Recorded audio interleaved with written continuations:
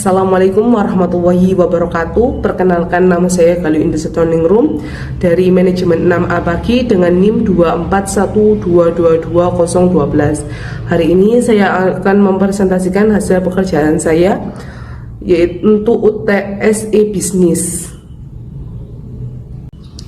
Untuk soal wajib, yang pertama, jelaskan perbedaan antara pendekatan preskriptif dan emergen dalam strategi e-bisnis. Berikan satu contoh penerapan dalam perusahaan digital di Indonesia dan analisis dampaknya terhadap daya saing digital perusahaan tersebut.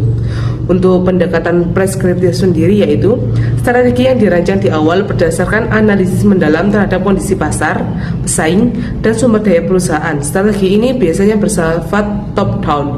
Untuk pendekatan emergen sendiri, yaitu strategi yang berkembang dari pola tindakan dan respon terhadap kondisi lingkungan yang berubah secara dinamis, bersifat bottom up.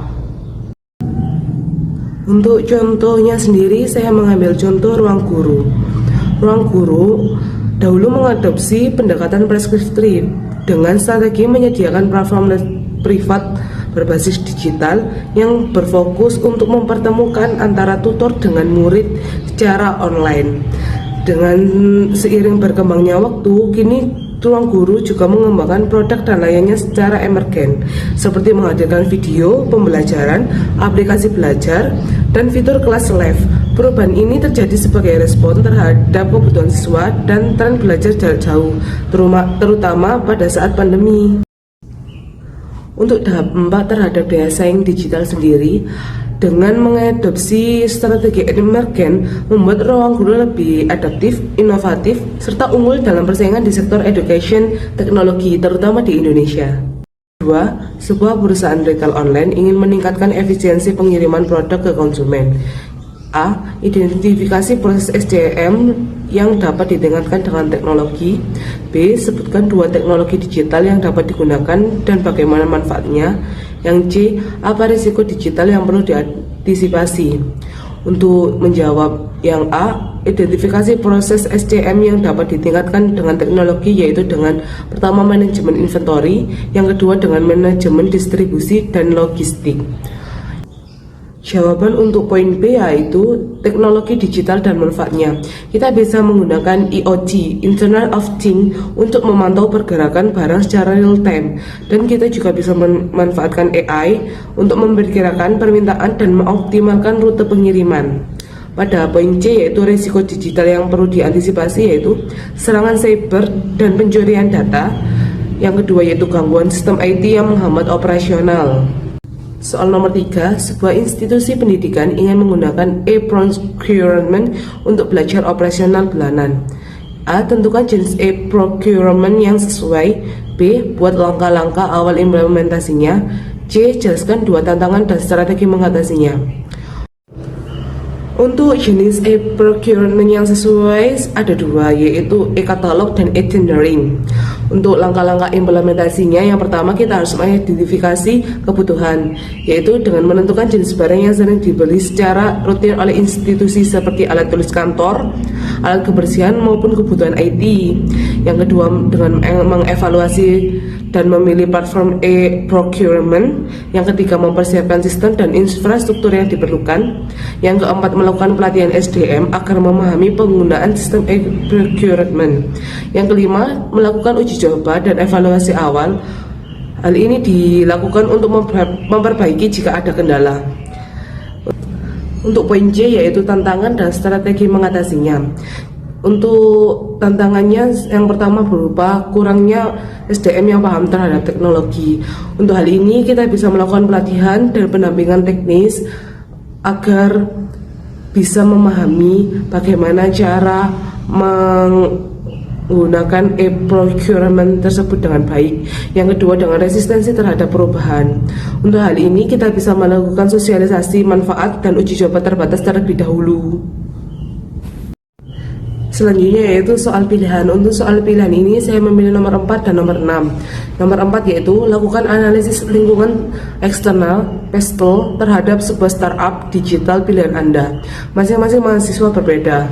Tuliskan 1 faktor untuk masing-masing aspek PESTEL dan jelaskan bagaimana faktor tersebut mempengaruhi strategi e-bisnis mereka. Yang soal nomor 6, amati satu proses bisnis sederhana di sekitar Anda, misalnya laundry, bengkel, toko kelontong. Deskripsikan bagaimana proses tersebut berjalan saat ini, dan usulkan satu pendekatan sederhana e-bisnis yang bisa diimplementasikan untuk memperbaikinya. Untuk jawaban nomor 4, startup yang saya pilih adalah Ruang Guru. Analisis PESTEL yang pertama yaitu politik. Pemerintah Indonesia mendukung digitalisasi pendidikan dan penyediaan platform pembelajaran daring, khususnya sejak pandemi, serta adanya kerjasama dengan Kemendikbud untuk memperkuat posisi ruang guru. Untuk yang E atau ekonomi, semakin banyaknya masyarakat Indonesia dari kelas menengah yang memiliki daya beli cukup untuk mengakses layanan pendidikan tambahan, mereka sering cenderung memilih ruang guru. Untuk analisis yang ketiga yaitu S atau sosial, dengan meningkatkan kesadaran orang tua akan pentingnya pendidikan, perilaku pelajar yang makin akrab dengan teknologi mendukung adopsi e-learning.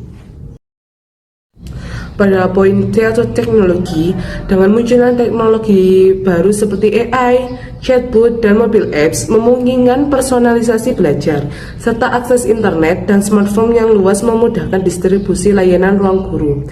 Untuk aspek L atau legal hukum, ruang guru mematuhi UU Perlindungan Data Pribadi untuk menjaga keamanan data siswa dan juga harus tunduk pada aturan konten edukasi dan sertifikasi jika bekerjasama dengan lembaga resmi.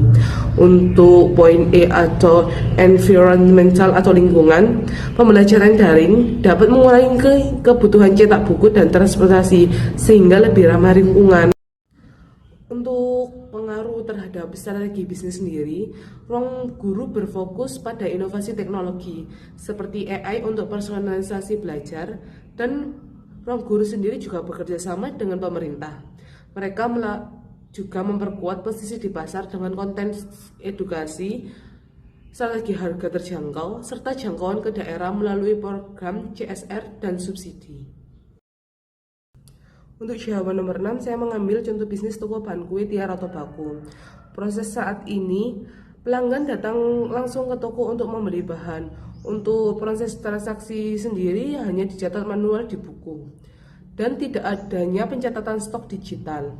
Untuk promosi hanya dilakukan dari mulut ke mulut dan spanduk fisik. Solusi e-bisnis yang bisa diterapkan yaitu dengan pembuatan toko online sederhana seperti WhatsApp katalog atau website e-commerce agar pelanggan bisa pesan dari rumah. Menggunakan sistem POS (Point of Sale) digital untuk mencatat transaksi dan stok barang otomatis juga diperlukan. Yang perlu dilakukan untuk pembayaran bisa membuat pembayaran digital seperti kris agar transaksi lebih cepat dan aman. Membuat promosi digital lewat media sosial dan diskon khusus pembelian online juga diperlukan. Manfaat yang dapat diperoleh jika tiar atau baku memanfaatkan e-bisnis antara lain: yang pertama, menjangkau lebih banyak pelanggan termasuk yang jauh dari lokasi toko. Yang kedua, memudahkan pencatatan dan pelacakan stok. Yang ketiga, meningkatkan efisiensi dan profesionalisme toko. Kita mau babai dulu ya.